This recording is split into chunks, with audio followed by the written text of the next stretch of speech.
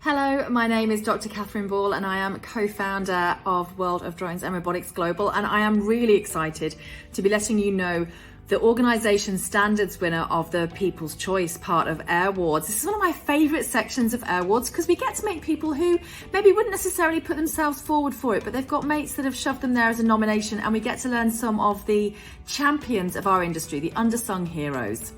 I'm now going to announce the winner of the organisation Standards People's Choice Awards, and the winner is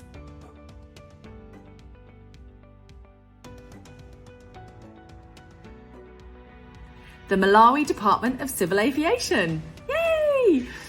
Throughout their regulatory leadership, collaboration with stakeholders and establishment of the humanitarian drone testing corridor, Malawi DCA has been instrumental in enabling the drone environment to support ongoing drone delivery and drone mapping operations to improve the lives of the people of Malawi. Congratulations!